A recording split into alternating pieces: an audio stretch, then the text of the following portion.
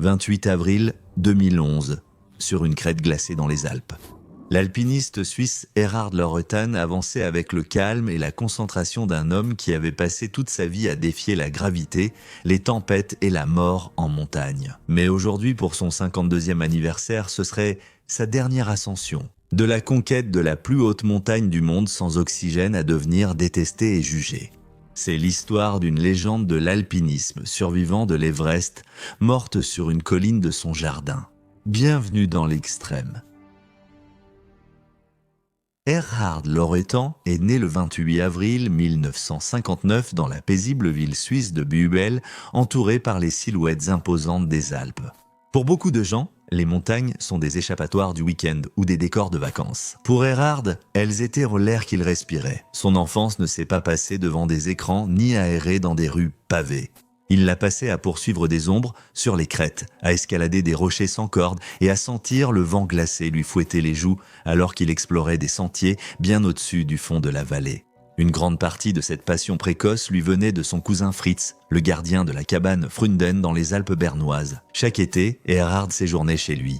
Et chaque été, les montagnes resserraient leur emprise sur le garçon.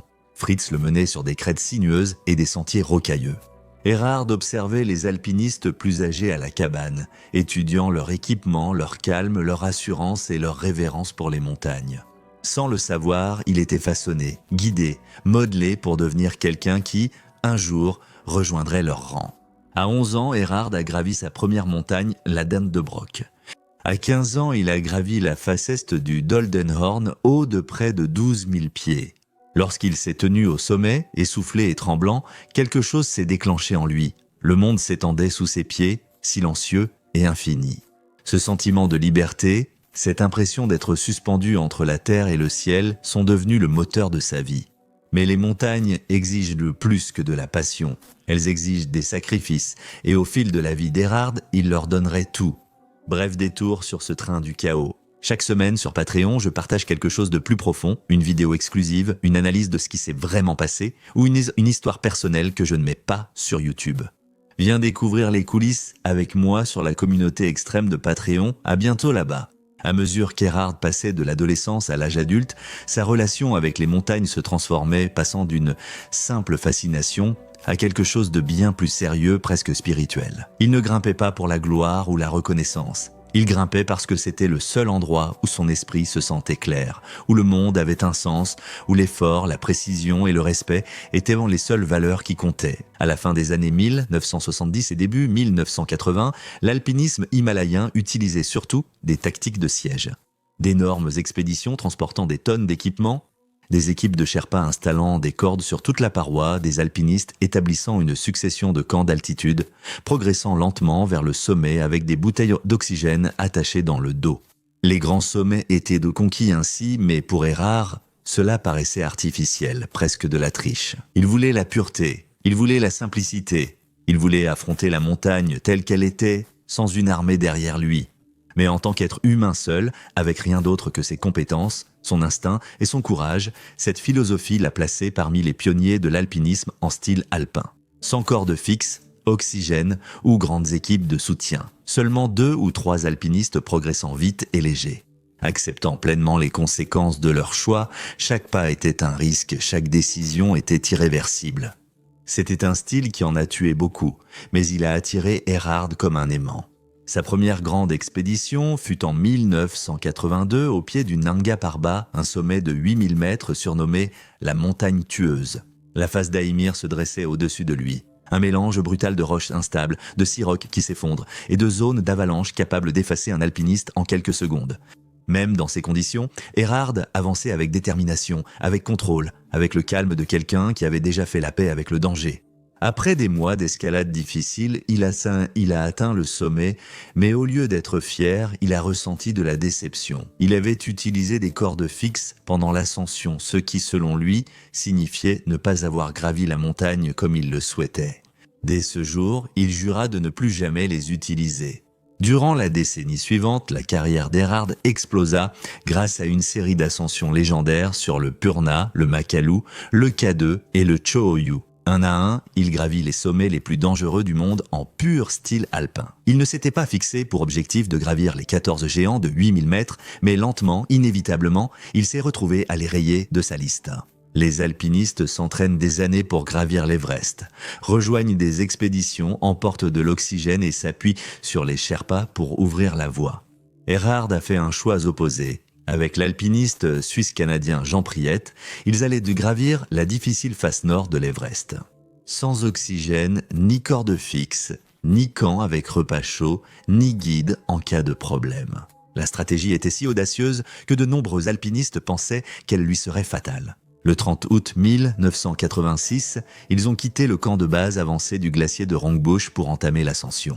La face nord est tristement célèbre pour sa glace déchiquetée, ses arêtes acérées comme des couteaux, ses vents capables de vous renverser, un endroit où les erreurs sont fatales. Mais Erhard grimpait comme s'il était né en altitude. Lui et Jean avançaient rapidement dans la zone de la mort avec un équipement minimal. Leurs poumons souffraient, leurs jambes tremblaient, mais aucun ne ralentissait. En 43 heures aller-retour, ils ont réalisé l'une des ascensions les plus remarquables de l'alpinisme. Ils ont dévalé les pentes sur le dos et traçant une descente dangereuse et fulgurante qui a réduit de plusieurs heures leur temps d'exposition. En atteignant le camp de base, le monde de l'alpinisme aperçut un changement. L'Everest avait été gravi d'une façon jugée impossible, mais les montagnes n'avaient pas fini avec Erhard, à peine sorti de cette ascension. Erhard, l'Oritan était devenu un fantôme des hauts sommets, un homme qui se déplaçait dans les montagnes avec une rapidité et une pureté presque irréelles. Les alpinistes parlèrent de lui à voix basse, comme de quelqu'un qui avait accédé à une compréhension plus profonde des montagnes que les autres ne pouvaient qu'imaginer. Mais même les légendes saignent. Quelques mois après l'Everest, Erhard a tenté une nouvelle voie sur le Cho-Oyu avec son ami Pierre-Alan Steiner. Cela aurait dû être une autre aventure audacieuse, une nouvelle épreuve de compétence et d'endurance. Au contraire, ce fut l'un des moments les plus sombres de sa vie. Une tempête soudaine a frappé la montagne, les plongeant dans l'obscurité totale. Le vent hurlait comme une créature vivante, la neige ensevelissait les empreintes de pas. Quelques secondes après, la visibilité a chuté, les forçant à battre en retraite et à descendre la pente centimètre par centimètre. Chaque instant était prudent, chaque pas, un pari, puis Pierre a glissé. Il a dévalé la montagne sur des centaines de mètres, rebondissant sur la glace et les rochers. Dans le silence déchirant qui suivit, Erhard s'est précipité à sa suite, s'attendant au pire contre toute attente. Pierre était vivant, brisé, en sang, mais vivant. La tempête faisait rage autour d'eux, la température chutait, ils étaient endipiégés. Erhard n'avait qu'un seul choix. Il creusa un petit abri, une grotte de neige improvisée, à peine assez grande pour protéger Pierre du vent. Puis, il partit en direction du camp de base. Ce fut une descente brutale. Il avançait à l'aveuglette, le givre mordant ses doigts, ses jambes tremblèrent d'épuisement.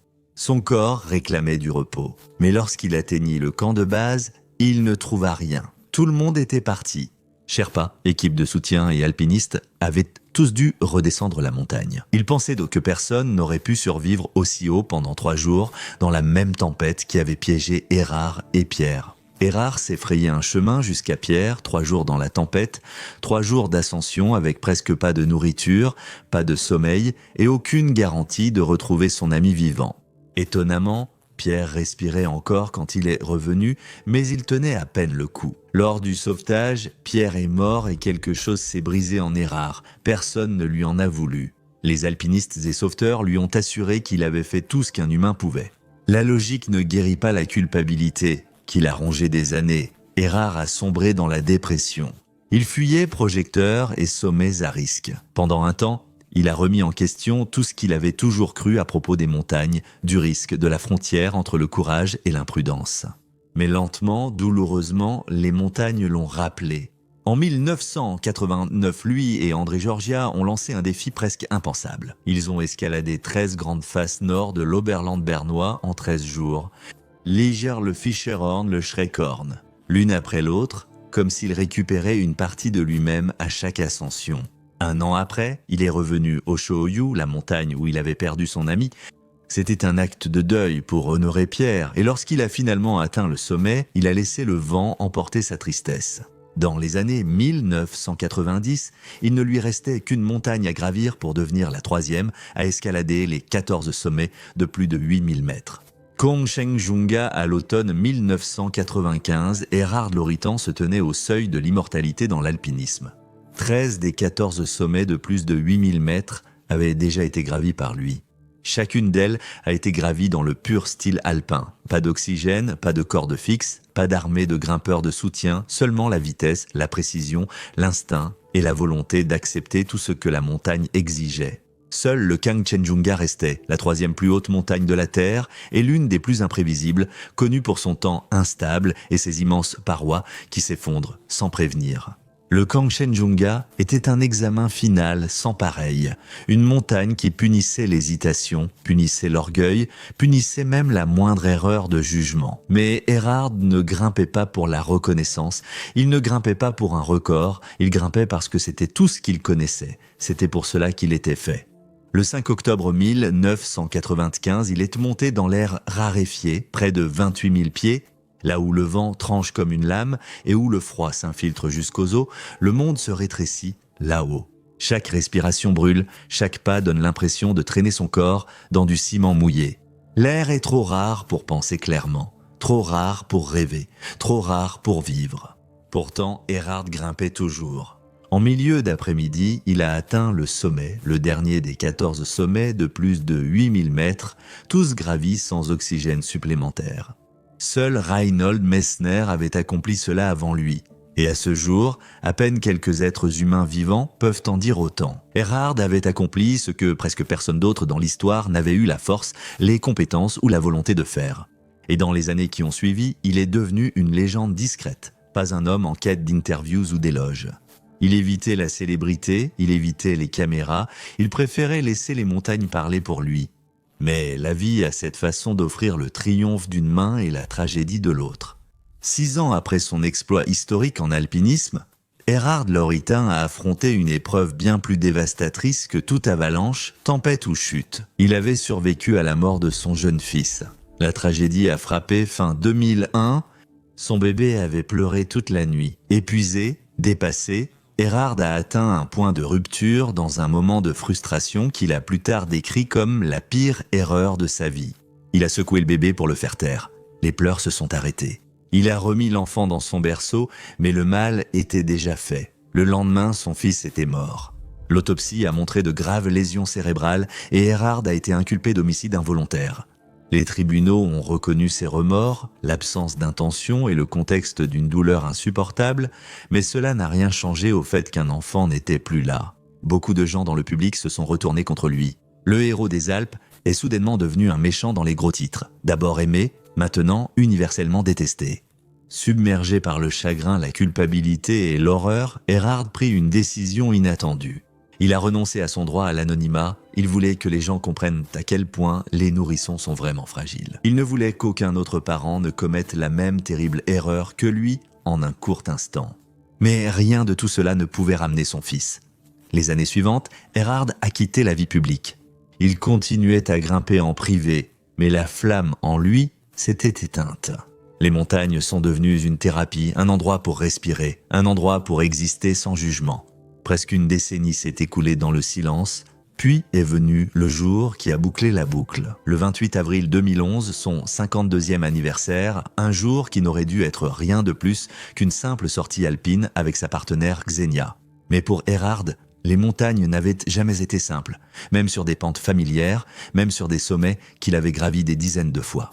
Les Alpes portaient toujours une menace sous-jacente, un avertissement silencieux qui résonnait sous la glace. Ce matin-là, l'air était vif et cristallin, ce genre de froid qui mord à chaque respiration. Les Alpes bernoises s'étendaient dans toutes les directions, leurs crêtes illuminées par le soleil levant. Le Grunhorn, bien qu'il soit loin d'être l'un des plus hauts sommets du monde, restait une montagne sérieuse, ses arêtes étaient exposées, ses conditions de neige imprévisibles. Comparé au sommet de 8000 mètres, celui-ci semblait familier. Xenia suivait Erhard de près tandis qu'ils avancèrent sur l'arête sommitale. Le monde était silencieux, à part le doux crissement des crampons mordant la neige et le léger murmure du vent qui s'insinuait entre les rochers. La pente était glissante à cause de la neige récente. Sous une fine croûte blanche se cachèrent des plaques de glace bleue. Ce type de glace sans seconde chance. Erhard avançait avec la précision de quelqu'un ayant toujours vécu à la limite de l'impossible. Ses coups de piolette étaient stables, sa respiration calme. Même ici, il affichait la discipline silencieuse d'un alpiniste ayant survécu aux tempêtes du K2, gravi la face nord de l'Everest sans oxygène, vu d'autres mourir et continuer d'avancer. Puis vint la glissade. Cela ne s'est pas produit avec fracas ou bruit, ce n'était pas une chute spectaculaire. C'était petit, soudain, le genre de glissade que chaque alpiniste a déjà connu. Le timing est crucial. Sur une arête effilée, la moindre erreur peut être catastrophique. Le crampon de Xenia a glissé sur une plaque de glace. Son pied est parti en avant, elle a perdu l'équilibre en une fraction de seconde. Son corps glissait, prenant de la vitesse sur la pente en dessous d'elle, accélérant sa descente. Erhard a réagi instantanément. Des années d'instinct ont surgi en lui. Il planta son piolet dans la pente, s'ancrant, se préparant à s'auto-arrêter, la chute.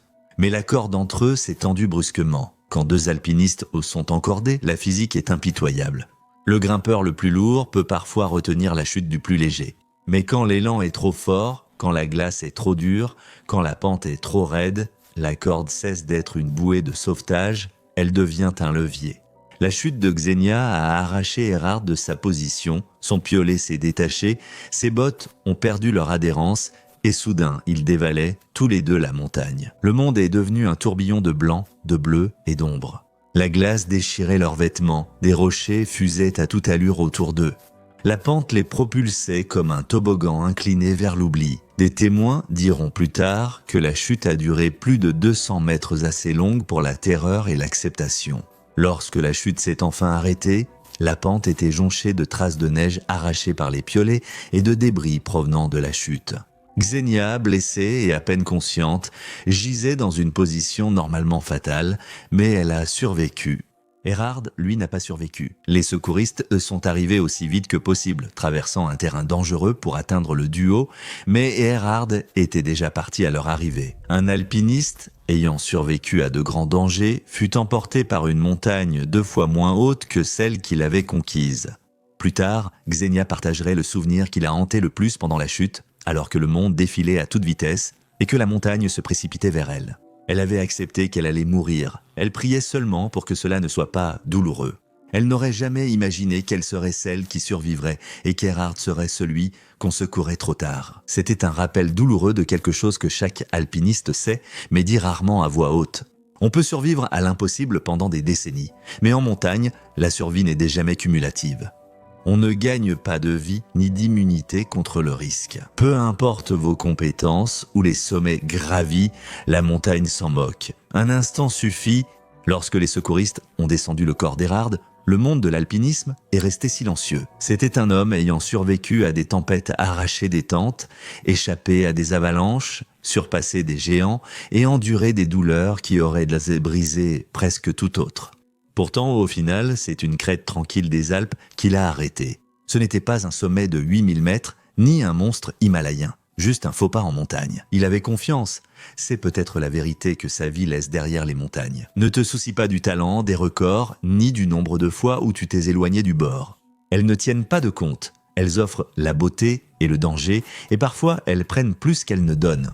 Erhard Loretan était un pionnier du style alpin, un alpiniste plus rapide et léger que presque tous de sa génération.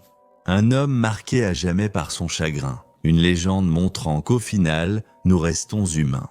Il a vécu en altitude, il a grimpé encore plus haut, et lorsque la montagne l'a finalement rappelé chez lui, il l'a affronté de la seule manière qu'il connaissait. Silencieux, concentré, avançant vers le sommet. Merci d'avoir regardé. Restez audacieux et vivez avec courage.